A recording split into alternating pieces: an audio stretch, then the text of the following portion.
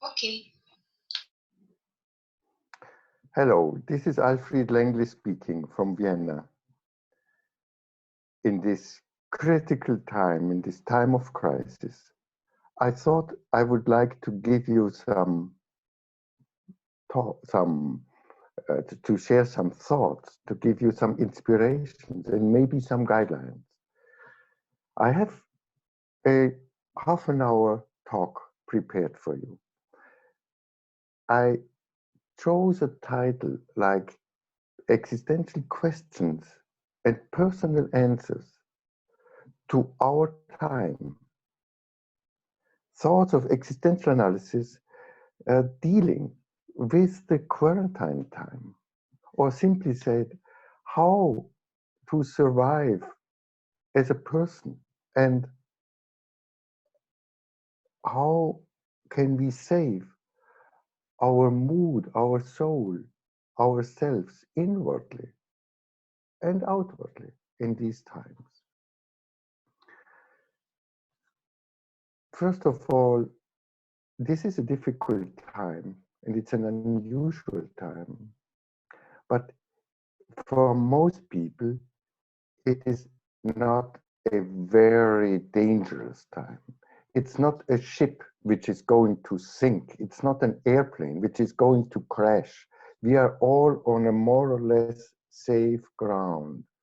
Some people are safer, some are less. We will speak about it. So just to be aware, to see the horizon in which all this happens. It's very unusual, that is true, but we are quite safe somehow. It is unusual, but we are not going to die. We are not going to crash, with some exceptions. But speaking about for the whole, it is not a ship which is going to sink, because this would, of course, lead to panic reactions. But when we are aware that we are still on the ground and we can walk and we can eat and we can breathe and we can talk and we are connected, then this relativizes a bit our situation. I would like to talk about three topics. The first one is what are the questions which we have nowadays? The second, to deal with the insecurity, the existential insecurity. And the third, with the challenge, the personal challenge for this shutdown. So let us begin with the first question. What is this specific question we are dealing with now? I already said it's an unusual time. Unusual, we never had that. I think all who live here have not lived during the World War, and in World War it was even much worse, of course. But that what we experience now, nobody knows it. There is, as I said, no direct danger. But for some, there is quite a danger. They are losing jobs. They are have difficult health situations or are even infected by the coronavirus, which is for 80% of people, it's a normal symptoms like a normal little flu, but for 20% it can become complicated, and for about 5% it can become really complicated.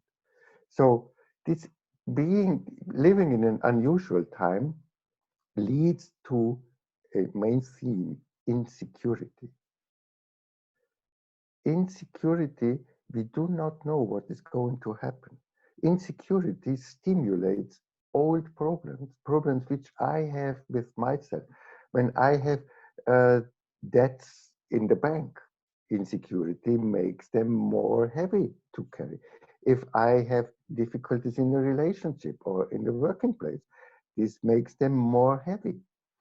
Insecurity is stimulating and revitalizing old problems and is creating new problems. So we can say that this unusual time brings with it an existential awakening. We are all awakening and dealing with existential questions. Existential means it is related to my life, to my survival, to my quality of life. All this is touched by this situation. And we have no recipes, or we have no real with this kind of challenges and insecurities. They are existential in the sense they are touching my life. This existential awakening goes into two main fields. One field is the acute questions and the problems which are related to this extraordinary situation. Extraordinary, it's not ordinary. There are acute questions like the anxiety, like losing the job, like this unemployment, this lack of money, this question, how dangerous is it really, this virus and all the consequences? How this may bring up the question, how can we survive? How can we survive as a nation? How can we survive as a family? How can I survive? With this question, we come closer to the question of death and of a greater economic difficulties nationwide and also in families or in private life. So we are acutely confronted with question, what in the hell can happen again, or can more happen than already happened? And when we see this huge number of dead people in Italy and Spain and now in other countries coming up again, so this is a real threat. We are not aware that people can die in such an amount. The acute questions and problems of concrete survival and concrete danger on various levels, economic and personal and health, on a health level, this is a big question. And the other group of questions are not so much the acute one, but they are the typical existential, fundamental, deeper, basic questions. Like, what do I really need to survive and to live? And what is really valuable for me in my life? Now, when I cannot follow my usual life, what matters for me? What is worthy to be with? And a third question in a third dimension of existence is, and who am I really? What, how is it to be so much more with myself? And what for do I live? How do I live and what for? Typical existential questions which come much closer now in this situation. This was the first part of my presentation to make us aware that we are in a big existential awakening. Awakening through acute questions and through acute problems which bring us, some of us, even to the boundary, to the border of being able to exist. And when those who are infected by the virus and are in the risk group, they have a real difficult survival question, and maybe some will die, and we cannot stop it. And this is also unusual because we normally think that with modern medicine and technique and all this um, science which we have around, we can do and save and proceed whatever is needed. But now we experience there is no treatment, no specific treatment, there is no vaccination. We are exposed to this virus. The next chapter I would like to speak about the specificity of this insecurity. There are many insecurities we have to deal with. There are, for many people, mainly the material insecurities. No income, no job, no work, no business. The world is not functioning as it should do, and with not having this basis, it is difficult to have a feeling of being protected and being able to survive. The economy as a whole is not functioning anymore, and another issue is the health issue. How easily can we get infected? The contagiosity of the virus is very high, and the risk to get an infection is quite high. Also, younger people are not in a danger, but younger people can bring that to their grandparents or to their parents and infect them, and for them it is a real danger. So this insecurity, we are now constantly in danger to be infected and to infect other people, and we are in an economically very difficult situation. For some people, really very heavy and difficult. For others, like retired people, they have their basic income, of course, but other people may lose their basis to live. And of course, there is the insecurity about the future. What will happen afterwards? What will happen during this shutdown? We experience exactly in life what the philosophers, the existential philosophers say. Human being means to be exposed to a world. We are not protected. We are naked. We are in a constant insecurity. This is a primal experience of being human.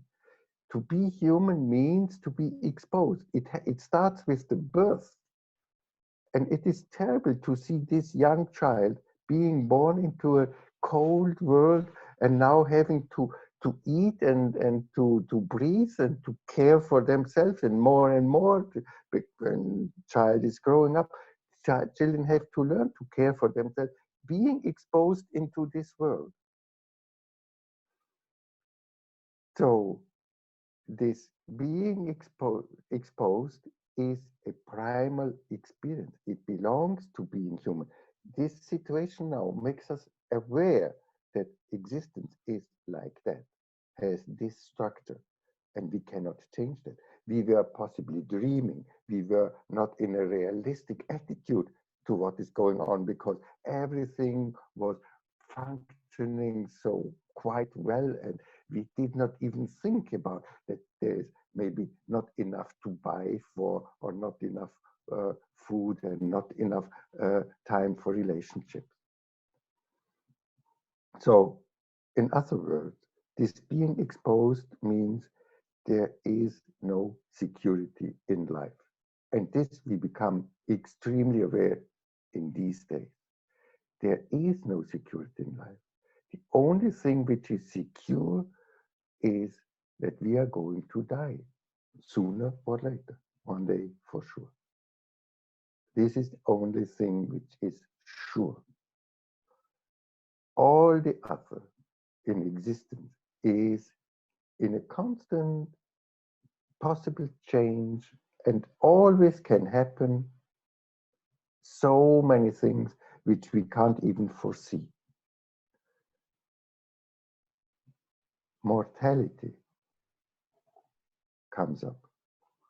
We are mortal beings, and we are mortal since the beginning of our being here, not only at the end of our life. We are mortal every day. It is not agreeable to hear that or to think about it, but it is the truth.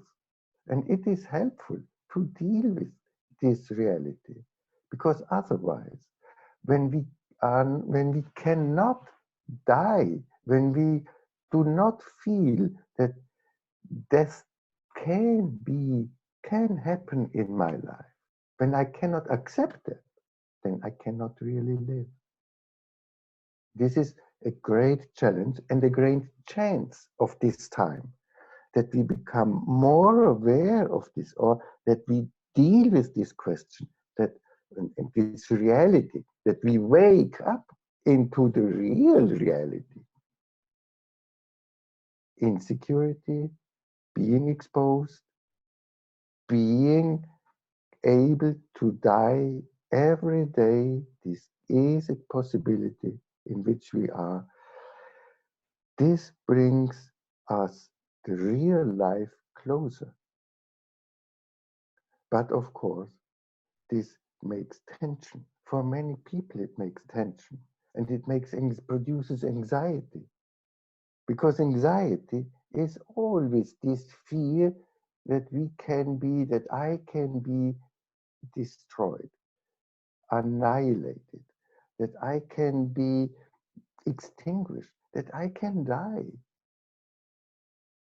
We are not anxious to live, except when something is in danger and can be taken away, can be lost, what is of value for us. Whatever we lose, what is of value of us, health, money, income, brings us closer to death, and death is appearing behind these experiences, and so this produces anxiety. So in the existential understanding, behind anxiety is always death or loss of what is the most precious, what we have, life. This anxiety, this realization, or this maybe not conscious realization, but felt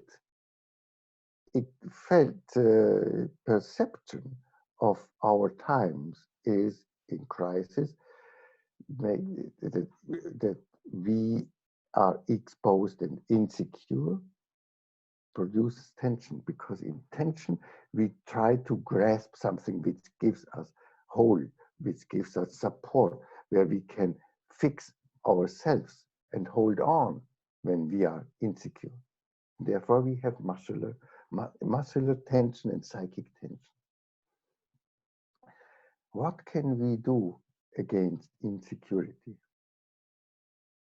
How can we deal better with this fundamental insecurity in life? To survive in everyday situation, we cannot philosophize every day.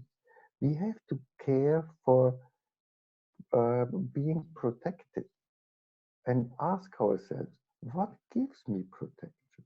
So this is a chance now to look around and to think about what gives me protection in my life. What gives me so much protection that I have a feeling, and now to make it very concrete and therefore livable, that it allows me to just be here, that I can have, that I feel, yes, here where I am for the time being, for the moment, I can be here. There is no acute danger. I feel quite safe.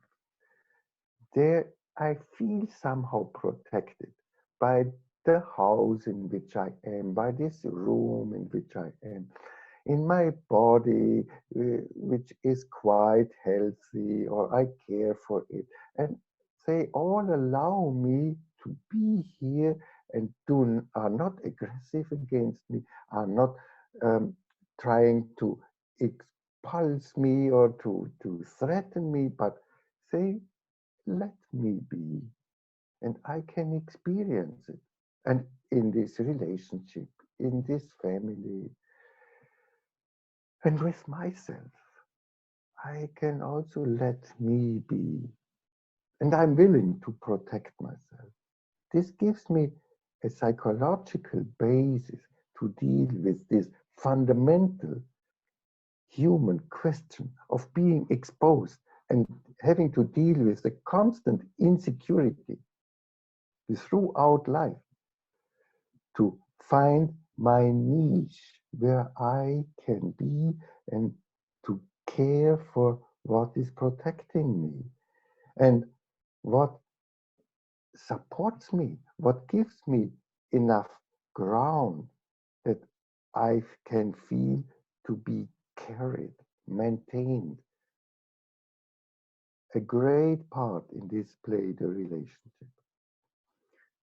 relationship of people from whom I know, I feel, I experience, they care for me, they are there for me.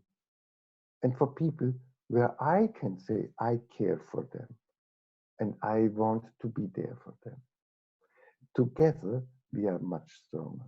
Together, we can deal much better with this constant life insecurity, existential insecurity. So,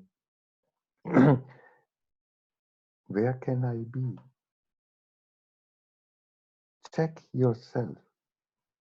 Is there anything what does not allow me to be here and to feel quiet and somehow safe? Of course, thoughts may intrude and say, but you never know. There can always happen something. And I have to answer these thoughts and say, yes, this is true. But right now, I don't see anything what can happen immediately. Theoretically, everything can happen. But practically, concretely, and break it really down into the concrete life of this minute, of this hour, is there anything what is really threatening me? Even in crisis time, can't I be where I am? If not, what is the threat? If there is a real threat, I have to deal with it. We cannot live with threats. We have to eliminate them, to work on them. I may say, but in a month, I may possibly not have enough money. We will speak about that, what we will do a little bit later. But today, I still can be here. And it is important to live my life from day to day. I cannot bring it into a safe way for the future, for the whole future. The longer the future is away, the more insecure is the future. But today, from our life, we only have the moment. This minute, this is my life. And here I have to get settled. This is very helpful because it lets us feel a basis and the ground. But what to do when there is more than just insecurity, when there is anxiety? With anxiety, we need a specific procedure. Anxiety needs more investment. Anxiety needs more courage. Anxiety needs courage to confront it, to deal with it. When there is anxiety, that maybe I can get sick, maybe I will not have enough money to pay the rent or to pay the food, then ask yourself first, how realistic is it? And what can I do to prevent it? I can do a lot to prevent infection. I don't have to give you this concrete uh, preventions, what we all should do, like keeping a distance and washing the hands and wearing masks, etc. I can do something. What else can I do to prevent the not having enough money? There are some social programs I can apply for, etc. Or to speak with friends to help each other or so. I can. How realistic is it? Maybe when I confront myself so concretely, I must say, well, it's more a feeling that it will be like this. If it's just a feeling that it can be like this, be realistic, sober, serious, and ask yourself, how many days do I have that I can survive for sure? How uh, how risky is it really to get an infection or whatever the anxiety is? How realistic is it? And what would be the real consequence? What would happen if I get infected? 80%, nothing real happens. 30, maybe 30 to 40% don't even realize that they are infected. The danger is that they infect others. So what can happen? Could I come into a hospital? Yeah, this can happen. One consequence could be if I get really extremely sick and get difficulties for breathing, I had to come to a hospital. And it can happen that in the hospital there is not enough space, so not free places. This can happen. It happened in Italy for thousands of people. This can happen. It is reality. And it can happen that I die. This is realistic. But before we come to that point, what can happen if we do not have enough money to buy food or to pay the rent? What will be the consequence? Think about the realistic consequences. And then ask yourself, and if that would happen, what would I do? If I really get infected and to a degree that I need medical help and need to be hospitalized, what would I do? How would I arrange it? Could I call an ambulance to bring me to hospital? Would I do that? I would do whatever I can. I promise myself I do whatever I can. And if I do not have enough money, I do whatever I can. I would ask other people for help. I would eat less.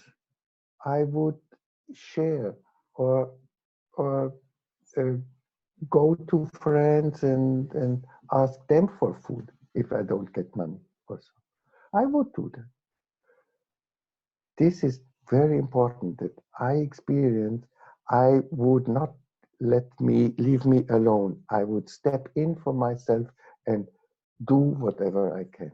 And then for the rest, I can only accept.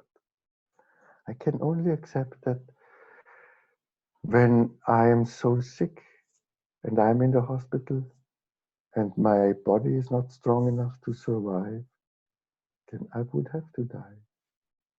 And I would say, this was my life. It is realistic. This can really happen. And if I am afraid of this, if I can't even think about that, speak with other people about such a possibility. Share it. Other people have similar feelings. And when we talk about it, this makes it more graspable and we can develop it. One day I must die. I don't know when. I don't know by what. But dealing with this reality makes it graspable and brings me into an appropriate attitude, which tells me I have to live now. And one day my death is coming. This is certainly not easy, what we spoke about. But it says simply, more concretely, that being in this world means being mortal and being in a constant insecurity. And we have to deal with it. And times of crisis, times of unusual times, makes it more aware for us. This was the section about insecurity, what it means, from where it comes, this social, this political, this or economical, health insecurity, insecurity of future, and how to deal with insecurity, and how to deal with the stronger reaction to insecurity, the anxiety. I come to the last section. I want to speak about the challenge of this shutdown. We live in a period in which, in most countries, the social and economic life is shut down to a minimum. In other words, the outer world is to a good deal closed to us. We cannot travel around, we cannot go and meet friends, we have hard time to leave the apartment even. And most of us cannot go to work. Some part of the work is online, or some ways for some people are still open, but for many people it is all shut down.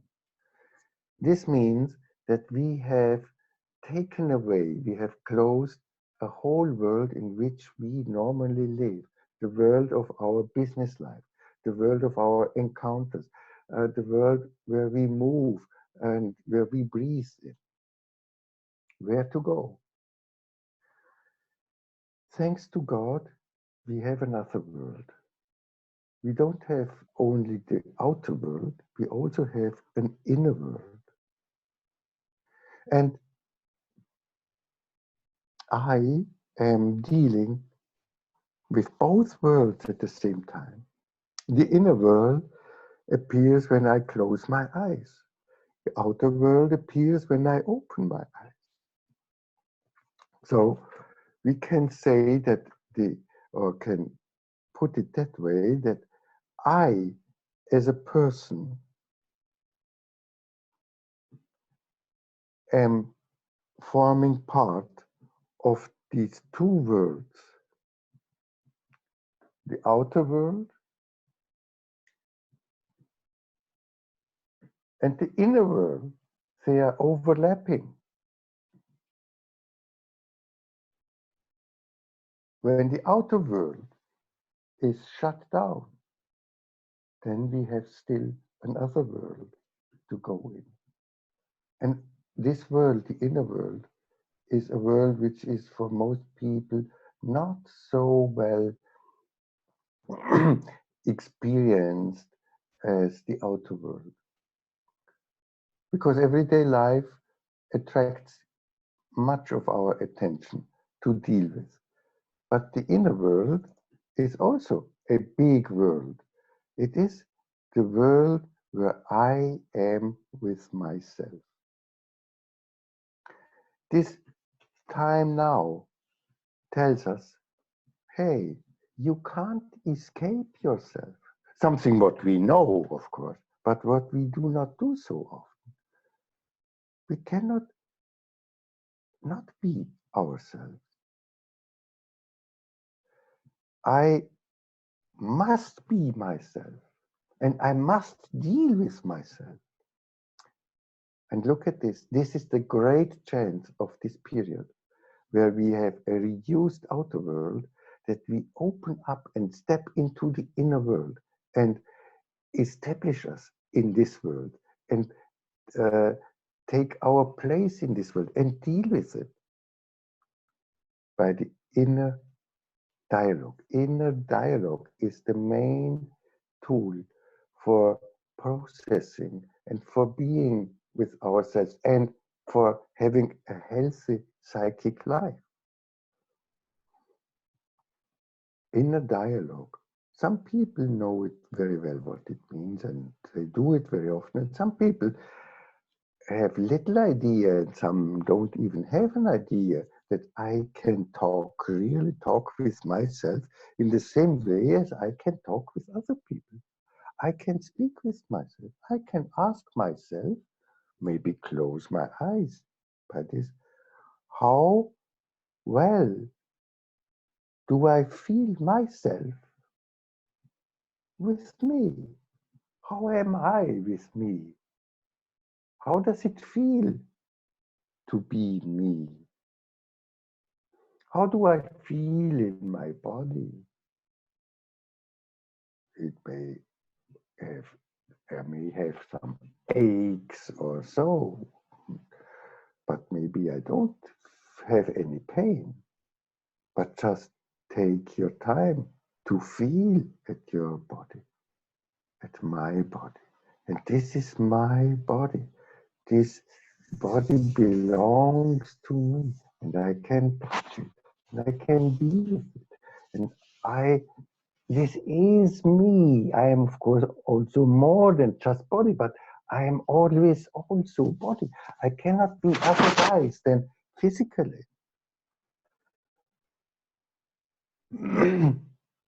Can I, and to feel my feelings? What feelings do I have? What is my mood of today? What is do I feel tension or do I feel quietness? And how do I feel with my attitudes and convictions and religion and beliefs and my relationships? How is it to live my life? And I'm going to specify now a bit more this inner encountering myself and this inner being with myself to enlarge the inner freedom. Here, when the freedom in the outside is restricted, we have an incommensurable amount of freedom towards the inner world. But many people do not know how to open up this inner freedom. So I give you some ideas, inspirations, maybe guidelines to apply and to practice with yourself, or maybe in your family, or maybe before you go to sleep.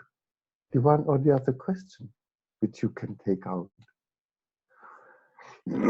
I'm arranging these questions according to the structural theory of existential analysis, according to these 4 dimensions of existence, which I did not speak about it here, but some of you may know it. But if you don't know it, don't bother about it. It's just telling that there is a theoretical structure behind. The first question, can I be calmly with myself? Can I sit down calmly and experience calmness? Just breathing, doing nothing else than just breathing deeply and letting things be, letting myself, letting the others, letting the world just be.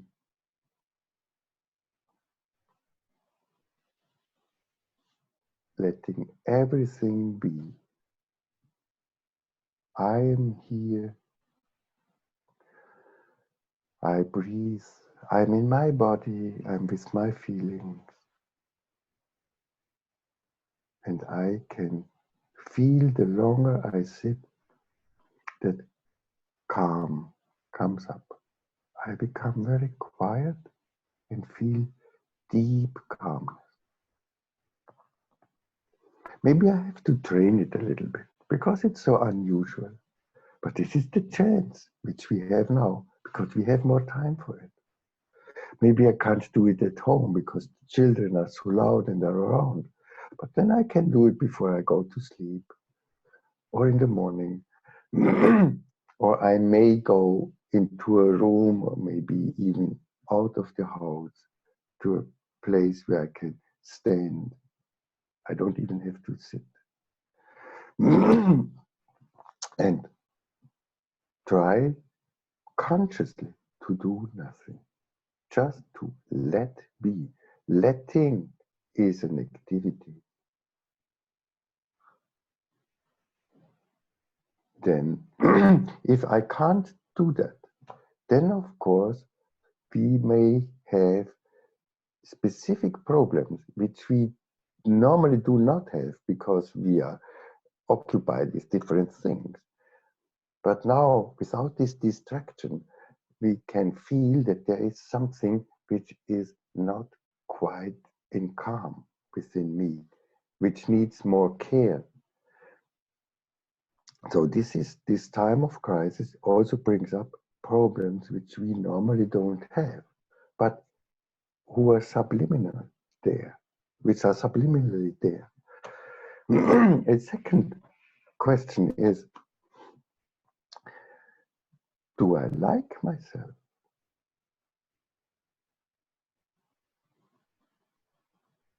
What is my relationship to myself? Do I feel that it is good to live with me? Am I a person whom I would marry because I'm so lovely and relational and good with myself? Am I good with myself? If not, why not? Maybe because I didn't experience it enough from others. So then it is high time to try to start doing it for myself. Do I like my life? Do I like to live? What don't I like in myself? What makes my relationship to myself difficult? And why? Again, we can experience that in such a time, problems, undone experiences may show up because we are now dealing with the inner world more than we normally do. So times of crisis may awaken problems which we are normally not feeling, but it is a chance to face them and to speak with other people in the family, with friends, or maybe with a psychologist. There are online psychotherapies available in all countries. A third question.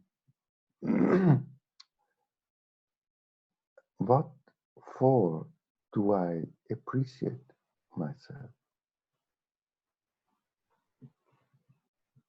What gives me value as a person?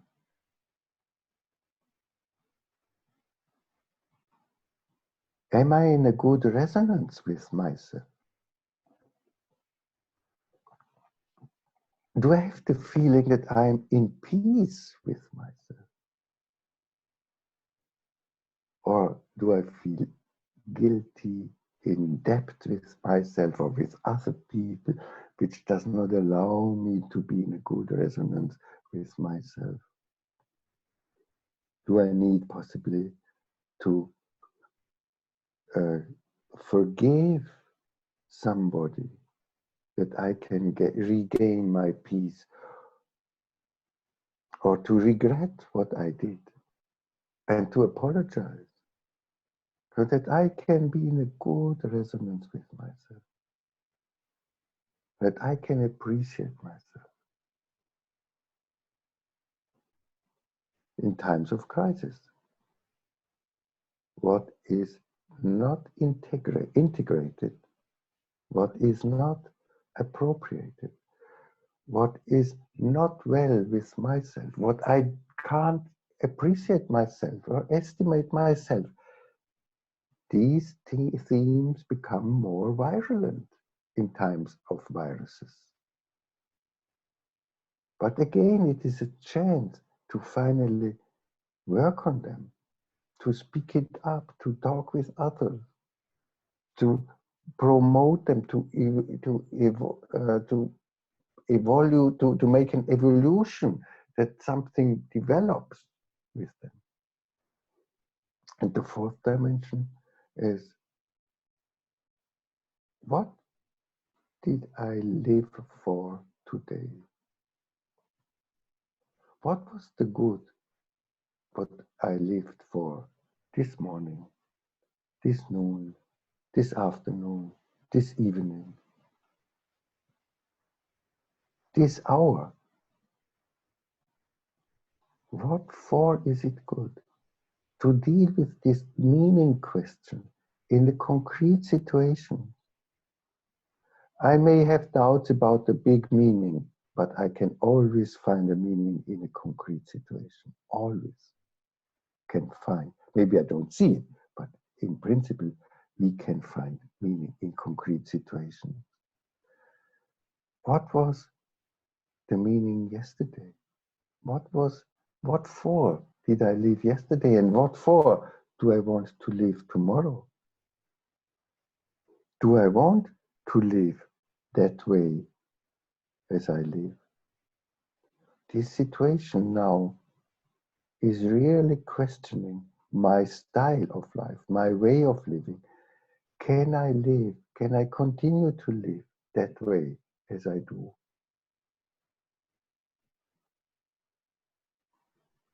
Is this what I lived for yesterday still valuable today? Still in a good resonance with myself? These are some questions which are often in a busy life are not heard, but they are there. And again, in times of crisis, they can become problematic. All these four dimensions can now become problematic.